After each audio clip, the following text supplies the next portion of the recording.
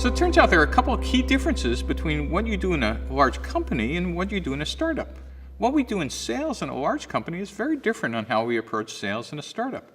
How we think about accounting versus metrics in a startup are different. How we deal with product management versus customer development. How we deal with business plans versus business models.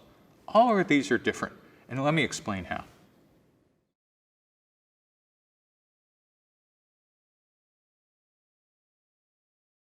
It turns out in large companies, we have a series of knowns.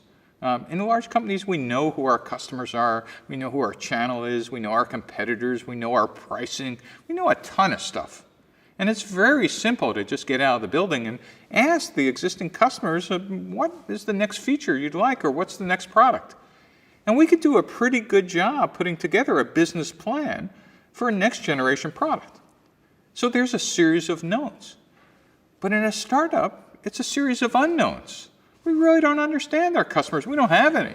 We don't understand pricing. All these are guesses. And therefore, putting together a plan, especially with a 5-year forecast, is again a faith-based enterprise. In fact, a 5-year plan on unknowns is incalculable.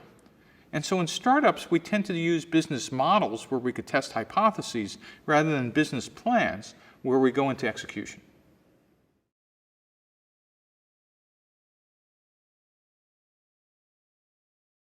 For the last 100 years, business schools built all these tools and strategies on execution. That's what the Masters of Business Administration meant. But we really had no language or no tools for search. And in fact, we really didn't even understand the distinction strategically between large companies and startups. We kind of understood them when they happened, but we really didn't understand how they differed. Let me give you a couple of examples. In a large corporation, you can't run a company without knowing accounting. Income statement, balance sheet, cash flow. All of those are essential to know. But I remember in a startup, every 6 weeks my board would ask for income statement, balance sheet, and cash flow, and I would fill it out, and for the first board meeting, income statement would say 0. But boy, was it formatted correctly, and I'd pass it across the table to my investors, and they'd nod and look happy. And then we'd have another board meeting, and income statement would still say 0, but they were happy because it looked correct. We'd repeat this for 1.5 years till I either had revenue or went out of business.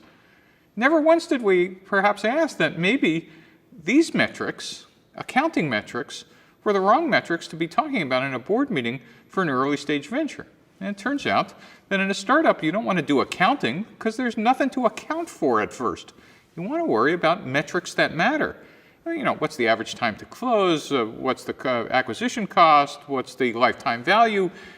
What's the time for a first sale? What's the average selling price? These are things that will ultimately roll up to be accounting numbers. And so we can understand now that accounting in large companies is very different than metrics that matter in the first year or two in a startup. The other thing I discovered painfully is that titles are maybe the same for operating execs, but very different meanings. Let me give you an example. I used to think the world's best thing you could do in a startup is hire a VP of sales or VP of marketing from a large corporation. How great can that be? And in one of my companies, I kind of got my wish. I was able to hire a director of sales from Oracle. He was in the top 1% club, world-class guy. In fact, wonderful guy, very smart. And in our first couple months working together, we were trying out our new presentation, trying to discover whether customers actually liked what we were talking about. And we were trying to discover product market fit. We had just got thrown out of the 5th CIO's office in a row. I mean, it was pouring rain and we were soaked, and we get back into his car, and Jay, my new director of sales, turns the car key. And I go, Jay, where are you going? And he goes, Steve, you hired me because we have thick skins. We're world-class salespeople. We're going to go to the next call. And I said, Jay, we're a startup. What we just didn't work 5 times in a row. Don't you think we ought to change what we've been doing? He said, no, Steve, we just need to make another call. We'll just power through this. And so while we're driving, I get out my laptop and I start typing. And Jay goes, what are you doing? And I go, Jay, I'm changing the presentation. That obviously didn't work. And the car almost goes off the road. And Jay goes, you can't do that. I've memorized this presentation. Full stop. That idea that a large company salesperson, their job was to memorize a script and execute that script time and again. But as an entrepreneur, I realized that the script wasn't working, and then we needed to iterate or pivot and actually learn from those interactions. That distinction between large company execs knowing how to execute off of known price lists, known data sheets, known customer lists, versus entrepreneurs trying to discover what they are from first principles is the distinction between what that title of sales means in a large company and what it means in an early stage venture. It also explains why large company executives typically melt down in their first startup. In Silicon Valley, the heuristic or the rule is you want to be the second startup to hire someone from a large company. Not because they're dumb, but they need to relearn all the skills that are necessary in an early stage venture. Some of the other key distinctions between a large company and a startup happen to be in engineering. In a large company, you historically built the product by having a market requirements document, then you wrote a functional spec, and then you gave it to engineering, and then they kind of locked themselves in the room for the next year with, Diet Coke and candies and cookies, and, kind of kept going for coding or building the hardware.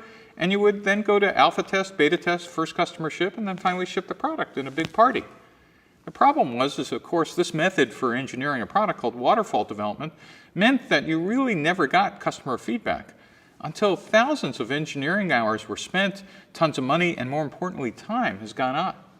You would never know whether these features were needed or wanted until you were done. In a startup, what we do now is we build a product iteratively and incrementally, and the goal isn't to ship the product. The goal is to ship the minimum piece called the minimum viable product, where we could actually get the most learning at this point in time. And so the people who can manage large-scale engineering projects for execution are very different than the type of people who are comfortable in managing just enough engineering for learning and discovery. Very key distinction between a VP of engineering who's going to do waterfall development, have a QA department, tech pubs department, from a startup head of development who understands that getting things out quickly matters.